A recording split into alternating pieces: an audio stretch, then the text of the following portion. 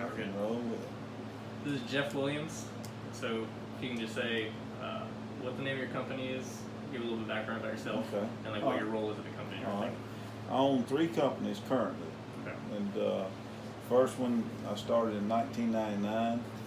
I've been self-employed since 1989. Okay. And we don't have time to go through all those companies I've done and succeeded at. Some of them failed at, some of them sold, some of them just closed. But in 99 I started Substation Concrete Services, which is a provider of concrete services or pouring foundations for utility companies. That's how we started. We just poured concrete foundations. We had about 12, 15 employees, and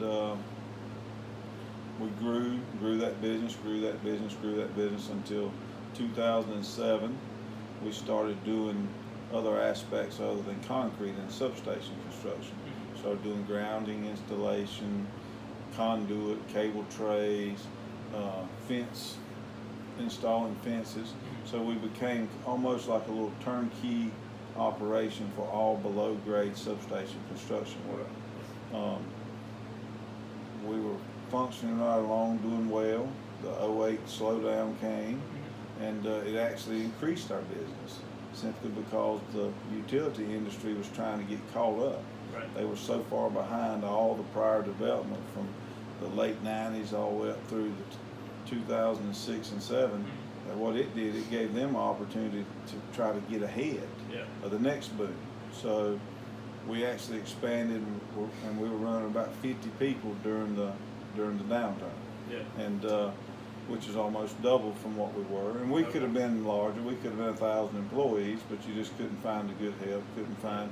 And I had made a decision that I could live on, what I could do, and live well, and have some, life, and have some family time. And so it was more like a work-life balance at that point in time. Turned down more work than we took.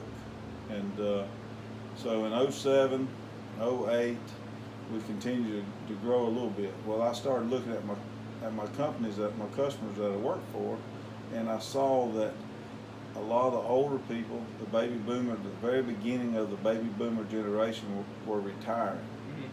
And I started to see that they were replacing them with people who weren't willing to take and give me a piece of the pie, write a purchase order to me to do the concrete and the below grade, and then give some other contractor the electrical portion of it, some other contractor the steel erection side of it, and some other contractor the apparatus side of the substation. They wanted someone, I believed at the time, that could do it all. So that's pretty risky for a businessman. I'm a concrete guy. My dad was in the ready-mix business, sold concrete for a living, and I know concrete up one side and down the other. And that was my mainstay. I mean, that was my safety net. So, but I could see that if I stayed in that role, that what I was going to become as a company was just a subcontractor. That was all I would ever be, would be a subcontractor. So it took me 4 years to find the right individual. But I interviewed, talked to, spent a lot of time with, different contractors, some of my competitors, some of my people that I'd still work for, subcontractors, because we were just so much better at doing our aspect and our part of the work. We were more efficient, we were faster, we were cheaper because we were more productive and more efficient and faster. So we could do a job that would take one contractor's crew 6 weeks and 4 weeks. So I actually only billed them for 4 weeks. I figured my margin on my 4 weeks, so that put me 2 weeks ahead. Crew's $20,000 a week basically.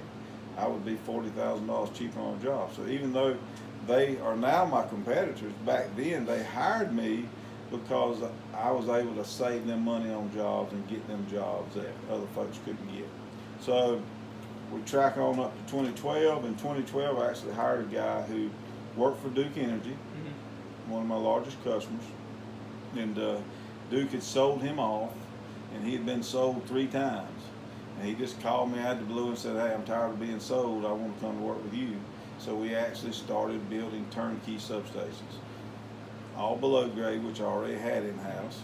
We added 28 more people, and we started doing the wiring, the steel erection, the transformer and breaker installations, commissioning those. So we actually became in 2013 a turnkey substation provider. Okay. So we were about 60 people at that time. Yeah. Today we operate at about 120 people, and that's what we do. Substation concrete services, all in one there. Okay. And then last year I was able to, an engineering firm that worked for the same customers I worked for, the owner, 60-something plus years old, 66, 67, decided he wanted to sell out. So I was able to buy that engineering firm. So started the process in which I was going to take, I knew I had the construction wing down pat. So I bought the engineering firm, and what I was going to do is let my engineering firm engineer what we would actually end up building in the field. So the communication lines would be better, which in turn would make me more efficient, more productive. So we bought that firm, and then this spring we opened up the firm where we're sitting at now, Rock Hill Supply. Right. So I came up with the idea, I believe that it's going to be, it's not really working yet, but it's going to happen, to where we actually become a spec home builder of substations, which we engineer the product, the supply house provides the product, and the construction company installs the product. So that's kind of the mindset of these three companies, why they exist and how they're going to work together. So, and now total, I like to jokingly call it enterprise-wide, but now total of all three companies, we work just a little less than 200 people, about 192 people in all of them. Pretty good. Yeah. So how big is the engineering firm then? It's 68 people. Okay. Yeah. Now, where all do you do jobs?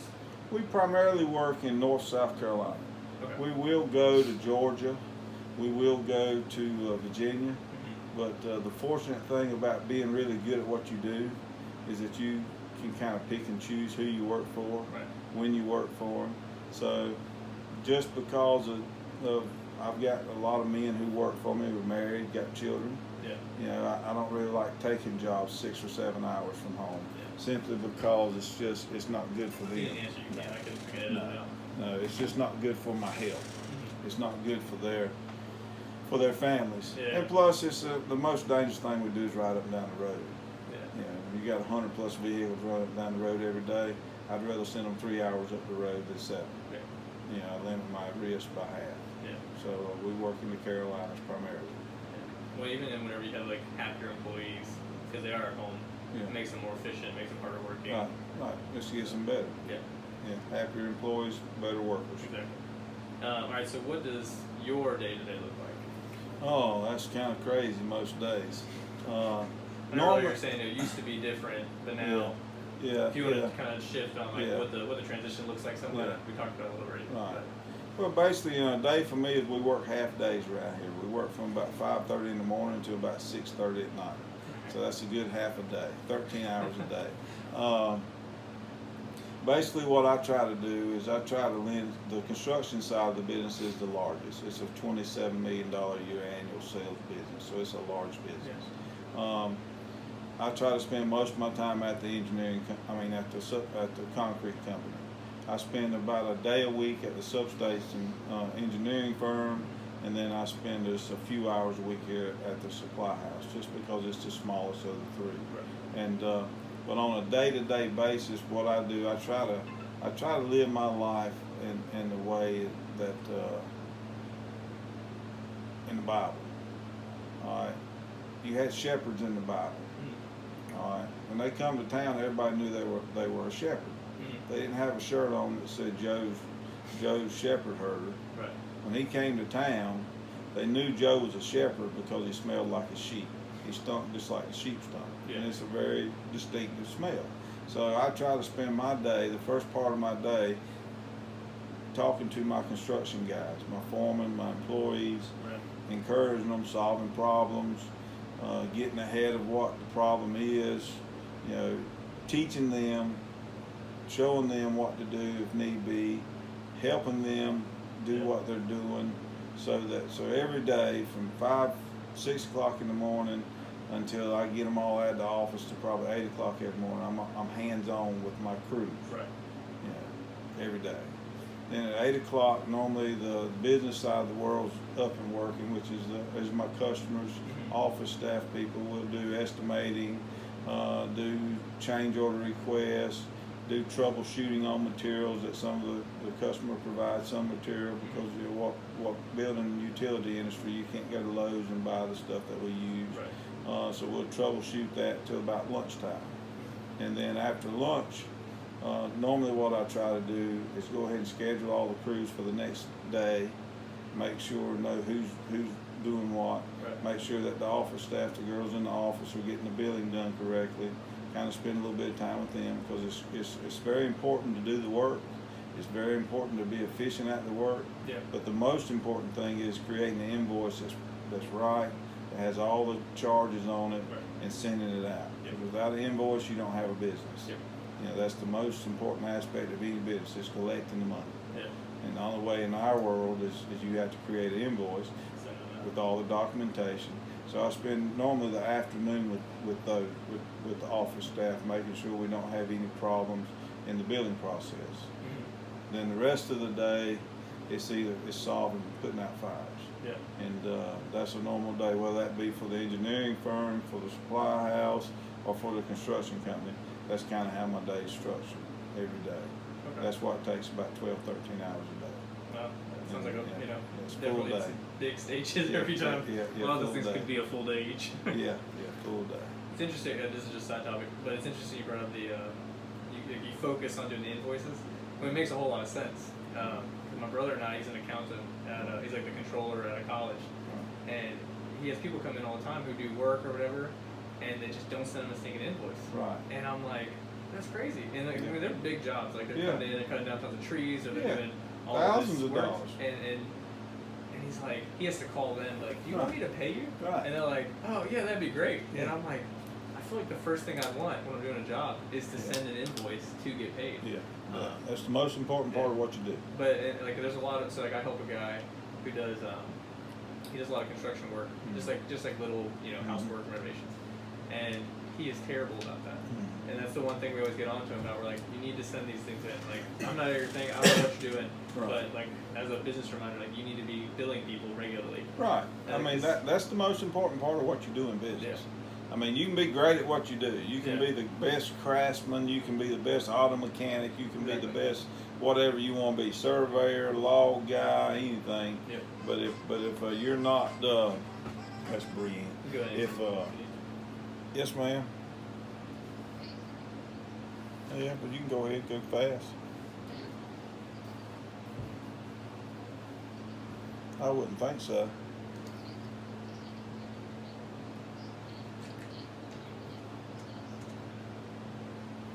Okay.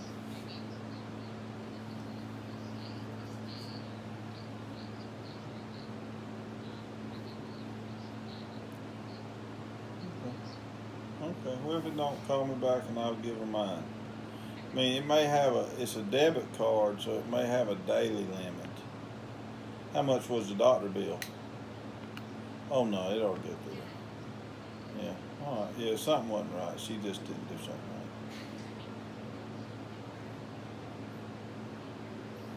No, yeah, that's us. That's not, yeah, I don't know, your mom was on a plane, but, yeah, I don't know how that thing works, but,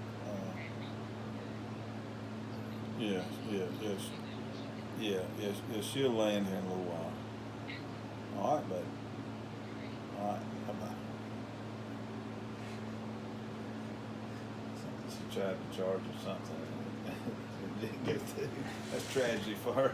But and she said, well, does the accountant still take care of that for me, or am I on my own? You're 24 years old, you're on your own. I'm not paying somebody to balance a checkbook, you know. But yeah, that billing and getting it out so that you can get it turned around, I think, is the key to running a business where you don't have to borrow money. Right. You know, a lot of people rely on the lines of credit. Yeah. That's a lazy man's way to do it. I mean, you have to have them from time to time. Yeah. Every business will eventually have to have one. Yeah.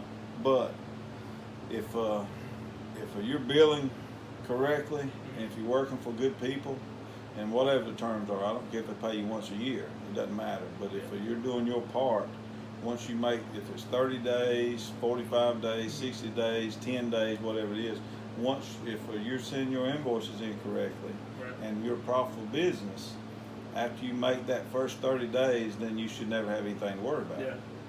You know, you should never have to, you should be getting money back in and being able to spend that same money again the next month, creating more invoices. It should just roll.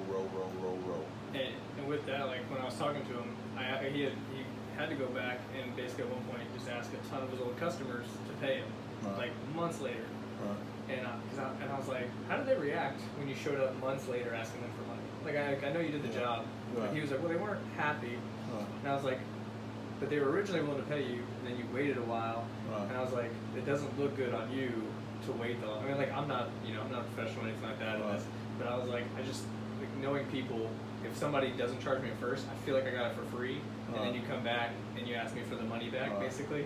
Well, what happens in that business? When I first started years and years ago in the concrete business, I would give you an invoice the day I finished your job. Yeah. Simply because I'm a human being, so I'm not perfect. Right. And every job that you do, it looks great today, but the longer you sit and look at it, say, well, I think that thing's got a little wobble. I think that caulking's coming off. So, but if you wait a long time in the service business, even if you do an excellent job, it's not perfect. It's excellent. Exactly. So there's always a flaw in it because a flawed human being does it. And so at the end of the day, the longer you wait to get your money, the more opportunity you have for somebody to want to pick you to death. Right, for scrutiny. And if you go and get it done, they're going to be happy. Right. You know. Exactly. I mean. Yeah, they're pleased with the end right there. Right. They're like, happy to have whatever this they got. right here. Right. They're happy with it. So that's important. I just thought it was interesting. Just even like now, I mean, you drive a big company, but on a smaller scale, it's interesting. Well, I mean, we have some fixed contractors who we subcontract out now, and we have to call them and make them send us an invoice. Yeah. You know, and that'll be 20, 30 days. Yeah. You know, which means I can't bill it either. Yeah. Right. Yeah. So he's gonna want me to pay him, but if I can't bill it, then guess what? I don't get paid for it. Right. Yeah. So you need that I need that. We need all that rolling through. Right. All right. So next question. So other than these three businesses, just brief history, what other types of businesses have you been involved in? All right, when I first graduated from college, 1987, in December, I came home and went to college to become a PE teacher, football coach. That's what my life was. I thought. You're not doing that right now? At 21, never done it. Never coached a day. But Clemson will hire you soon. But yeah, somebody might hire me one day. I might do that after I retire. There you go. But I came home. It was in the wintertime. Back then, in the wintertime, there wasn't a lot of construction work. Applied for a job. The only job I was offered was a middle school, 7th, 8th grade football coach. Paid, I don't remember what the number was. It was either $9,000 or $13,000 a year. And I asked them again when they offered me that job. I said, "That is a year you're telling me?" They said, "Yeah." I said, "Well, Jeff, he's out." I said, "Because I worked construction my whole life." I said, "I know I can make $2,000, which sounds like a little bit of money, but I know I can make $2,000 a month working construction easy." Right. You know, so I'm not working for a third of that. Right. You know, wasn't thinking about retirement or anything like that. So me and my brothers started a landscaping business, poured concrete, landscape yards. And we had farm tractors, we had dump trucks, we had backhoes from my dad being at the concrete plant. Yeah. So we'd always poured concrete our whole lives. You know, on Saturdays we would go up there with him, and he would send us out to help somebody get done pouring concrete, so we could shut the concrete plant down after lunch and go fishing. Yeah. So we learned that way as kids, you Right. know. And so that was my first business. And then my second business, I opened up a western wear store, because the landscaping business back then, like I say, people didn't work in the winter much, so I needed something to do in November, December, and January. Right. And so I opened up a western wear store, so I had those two businesses running. And in '89, and I kept it open to '92. And then in '92, I actually took on a partner in a more industrial setting type business. I did all concrete, civil type work, grading, and he actually did more engineered process piping, fabrication, machine shop work, and we did that on up till till '99 when I left. Whenever we split that partnership up, and I left and took my side and went on. In between there, I owned a mortgage company. I owned a restaurant. I owned a few convenience stores. Built some houses, during that time. Developed some property during those all the way up to 2000, and so I tried a lot of different things. Some of them were successes, some of them were failures. But in all of them, I learned something. I gleaned a little bit of knowledge what not to do, which I will tell you is better knowledge than learning what to do. The not to do sticks more because normally it costs you thousands of dollars. And so I learned a lot of what not to do during those 7 years, and had a great relationship. That my partner, he's still in business. He's smaller than I am. I like to bring that up every time I see him. But I mean, together, both of us probably have over 300 employees combined. So does he run that same business? Very similar business. We both changed names, so there wouldn't be any confusion with that. And he buys from the store here. He buys from the supply house, and so it worked. And it's I learned a lot from him. Learned a lot what not to do. Learned a lot of what to do. And it wasn't terrible, but I don't recommend. I haven't had a partner since then. Okay. That's interesting. But it's between the mortgage business and the restaurant and the rental properties and all that stuff. That's just like a plethora. And then now where you're at. You hit it all. Yeah. Give it all a try. All right. So, what made you want to do all of that? Just out of curiosity. Well, curiosity. I have a very short attention span. No, I mean really, if you ever been in the construction business, everybody in the construction business, we all believe that this other business is a better, easier, more profitable business. I don't know why we believe that, but we all believe that. Anybody who owns a construction company will tell you, I think I'd like to be in that business. I think they have a higher profit margin. I think they have a higher, less turnover ratio. I think it's an easier business. So a lot of those businesses that came along through there, I thought that they were just better, easier businesses. And some of them could have been. And the reason why they didn't was because I couldn't focus enough time on it. And that was a lesson I learned. As a young man, I worked 20 hours a day. And that's great, but you can't focus on anything. So I got really good at doing a lot of things, but really bad at doing one thing well. And that was kind of the demise of most of those companies. And you knew just enough to make it work, but you didn't really know enough. You didn't spend enough time with it to make it, amazingly successful. And that's what I learned as my beard got a little bit grayer, as my arms started getting tired, my back started hurting. Hey, I need to use my head and my brain a lot more than I'm using my back, because my back's eventually going to wear out. So that's when I transitioned into this other line of work that was highly profitable work. It was a very small group of people who do this type of work simply because there's so much safety involved in it, so much upfront expense involved in it. Most people can't start it and become profitable for years. So that's kind of what I saw that in this industry. That's why I kind of moved into the electrical utility, high voltage electrical utility industry. That's the industry that I'm in. And so that's kind of, I didn't know that when I got in it. Now I'm not gonna say I'm that smart. But I was very fortunate that I got in the right one. When I did. Because I don't think I could start 20 years later today. I don't think I could recreate what I created in '99. That's interesting. It's unfortunate is what that is. It's sad. Because I probably went into it in '99 with less than $500,000. Really? Of working capital. Now I think it'd take upwards of $6 to $10 million. Yeah, million. They have a real big backer and everything. Right. All right, so hearing all of that, like I told you earlier, the whole purpose of this talk is Right. to see about valuing companies.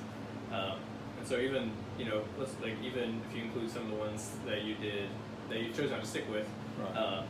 how did you go about deciding, like with this venture you did, and then like with a restaurant and with a mortgage company, and properties and building houses? Why pick that company and why pick that venture instead of another venture? What made you see what was going to be profitable? Oh yeah, I mean, how did you decide discern which whether or one not it would would be be most profitable? profitable? Yeah. Well, I think most of the time, like I say, I enjoy a lot of different things. So I mean, I just didn't want to be a contractor. Right.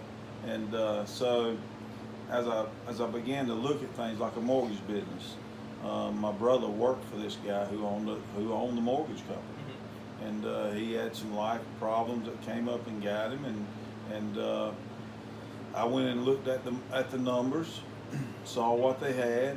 Most of the employees, most of the staff were commission based. Basically sold paper. They would do the work on a mortgage and then turn around and sell that mortgage to Wachovia or a company like that. So it was basically you getting paid a percentage and you really produce nothing. Right. And so it was very easy to see what the profit margin would be. Very little risk, higher on the return side. Yeah. So we ran it up until we sold it in 06, sold it to SunTrust Bank. Okay. So we actually sold that business to a bank.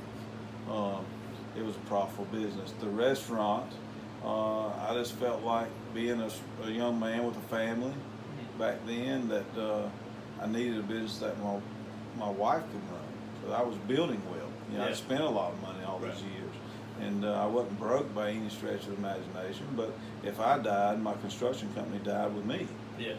Because I ran it, didn't really have a whole lot of key people in it, and so I felt like the restaurant would be something that my wife and family could take and just pay somebody to manage and just check on it. Yeah. That was a mistake. Lost $750,000 in that excursion, which I can laugh about that now. But yeah, at that point in time, it was not laughable. Yeah. But I guess the way I look at a business is I see first off what's the upfront money going to be, and that money costs somebody something. Whether you borrow it from the bank or take it out of your personal savings account, that money has a cost associated with it. So I look to see how long it's going to take for me to get my original investment out. I don't look at it from an interest standpoint. I look at it from that. How long will it take me? How many monthly billing cycles? How many years will it take for me to get my original investment out? And then once I get that investment out, how long is it going to take me to double that investment? So when I look at a business, if it costs me $1 million to buy it, or $10 million, or whatever the number is, I look at it, how long is it going to take me to recoup my original investment? And then how long is it going to take me to double my investment? Because why take the risk for 12, 15%? Right. Yeah. I can invest it, not get out of the bed, Right. and on an average for the S&P for the last 50 years, it's averaged about 8.5%. Right. So, I don't look at it from the standpoint of 8.5, 10, 12%. Right. I look at it from the standpoint of what's it going to take to double it. And then whether I have any interest in it, whether I know somebody who I can kind of bring in, get them in a good position, let them manage, run it, let their families prosper, Right. Give them an edge up. And if I have that connection, then to me, sometimes the risk is worth it. Without that, the risk isn't worth it, to me. So a lot of mine's based on just people I know, people who's been in my life, people that are my acquaintances through living, and you kind of figure out exactly, I'm gonna make money, which is a key part of it as a business guy. But also, I'm gonna let these 3 or 4 people improve their life 100-fold. Yeah. And so that's kind of one way. I'm not a great businessman. I'm a great concrete guy. Yeah. That's what I am. I'm really great at pouring concrete. Being a business guy, I'm not superb at it. I'm not excellent at it. I just work harder at it than most of it. I make up the difference that way. So to me, being successful in business isn't a dollar deal. It's what else have you done? Because I've been rich, I've been broke. It's a lot easier and a lot funner being wealthy. I'm going to let you in on that. But at the end of the day, if you're not willing to be broke, then you're not willing to own your own business. Because it's 50-50 chance 9% of the time. So you have to look at what the other things are. And that's how, I mean, that's how I buy businesses. That's how I look at businesses. That's how I judge businesses. Now, I want to be profitable, but at the end of the day, it's a whole lot more about the people, who's there, what's there, and what's going to happen to them as well. Because as an employer, as a business owner who has employees, whether you want to think so or not, we're responsible for our employees and their families. I mean, you have a party, Christmas party, and bring in 200 employees, plus all their family and kids, and you look out there and there's 600-700 people in that room. It's a humbling experience to stand up there, knowing that, hey, they depend on me for their income. And so if it's just about money, go be a stockbroker, go be something in jump and jive, and because there's a million ways to make money, in this country. But if you want to be an entrepreneur and employee, a man that works people, then the money part is the reward of a job well done. It's not what you're looking at. If you do everything right, the reward for that as a business owner is profit. It's a thing called profit. And so that's the way I discern what I buy, what I waste my time doing, what I spend my time doing, whichever way you want to look at it. So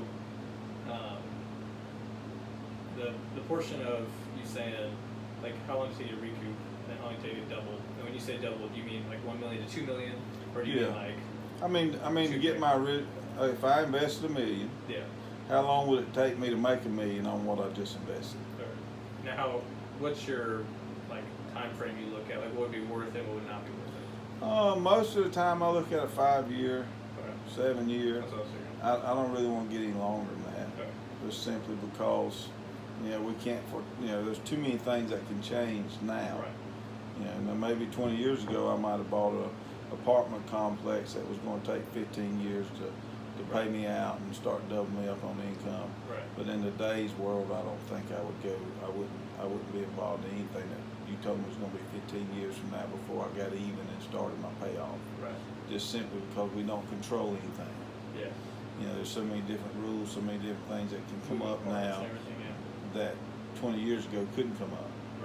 25 years ago, if I wouldn't put $1 million in the bank, the only person that knew that I had $1 million in that bank was me and whomever I handed the check to.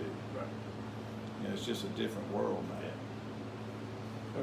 That's what I'm kind of wondering, like, because I do know, I mean, I was talking to, it's just like, she's an older lady named Gil Coleman, and she runs a bunch of properties and everything, and they run it's a concrete pour, like they do, they sell diamond blades and they sell concrete pours and stuff, and they do really well. Like, she's 82 now, and she still runs it, and she was just telling me that, when she got into it, her and her husband, it was nothing. Like, it was just a simple thing, and she said if she had to do it today, things would not be the same. She would, like, everything, like the relationship building process, like there's so much more paperwork. She was like, I would have had to have done so much to get this thing off the ground. And so I was just curious, someone who also started her business in like 89 or 99 even, it's like, what's the shift been like? Well, I mean, back then you didn't have zoning. You didn't have a zoning board. You didn't have, so back then most people started, my first office was my condo I lived in when I got married. That's where we worked at. Or my dad's house. Now you can't do that. Now that's not allowed. So, a lot of you grading contractors, or very large grading contractors today in every community in the South, started out at their farm. That was their office. Now that's not allowed. So now right off the bat, day one, now you got to rent a industrial building, a commercial building to operate your business out of. It takes a lot over. Where those guys, if that's $5,000 a month, that's $60,000 a year. In 3 years, that's a brand new dozer or a Traco or whatever that you paid in rent. Where those guys didn't pay that in rent because they used their house for that. So they were able to buy a whole nother piece of equipment and put another employee in that piece of equipment and produce income with it.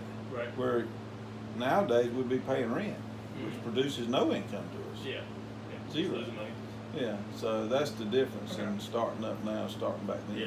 That's And just great. little things like that. Do you think the zoning board was like created in order to force people to get into buildings? No, I'm just curious. I don't really know. Really, I mean, the zoning is a good thing. Yeah, and I'm not opposed to zoning Okay. because if you own property, you want to make sure that somebody can't buy the property next to you and destroy the value of your property. So Right. zoning is not a bad thing.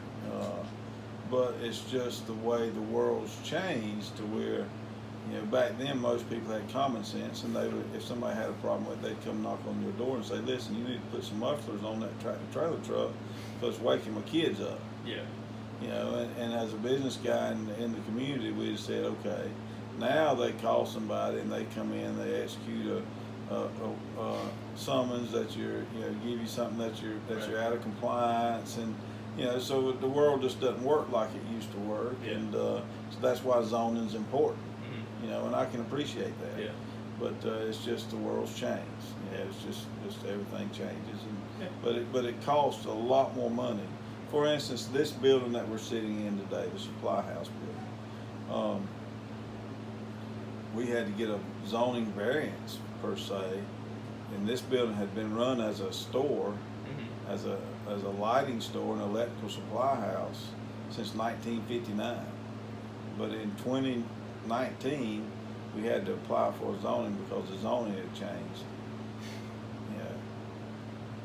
And so I mean, I'm just saying things like that. I mean, Yeah. it makes it more difficult, and time's money. We've all heard that. Yeah. So if we were going to open up in February, and because we had to go through that 45-day zoning process, which was easy, it wasn't complicated, Right. it was easy Time to do, consuming. but you couldn't open up. So if Right. we had quit our job in December, we had our money together, we did all the upfits we needed to do in January, bam, we're ready to open up and go in business in February. Right. And now we got to do some zoning. We got to get a zoning variance. It takes 45 days. February's gone. It's only 28 days. Yeah. March is gone. So now we're into April. Yeah. So now the capital money we had to invest in our business that when we started in January has now gone and evaporated, and we don't have a business. Yeah. So then we start out in the hole. Yeah. We start out in the negative in April, which, whenever you're broke and you can't pay your bills and you can't do things and you're robbing Peter to pay Paul, you're really not a happy person. Yeah. Things aggravate you, things, push your buttons, and so so your business starts out on the wrong end simply because of that. It's not that you can't turn it, but it just starts out harder. Yeah, So it's not enjoyable. so that's like that lady saying, hey, I don't know if I could do it today. Yeah. And me telling you, I don't think I can start my business today. Yeah. It's not because the world's a horrible place. Right. It's just simply because the world's changed to the Changed a lot, point to yeah. where it costs a lot more upfront money to do it. And money's a lot harder to find when you're starting out, because most people that start in a business don't have millions of dollars. Right. Because if they did, they probably wouldn't start a business. Exactly. They'd be retired. Yeah. All right, so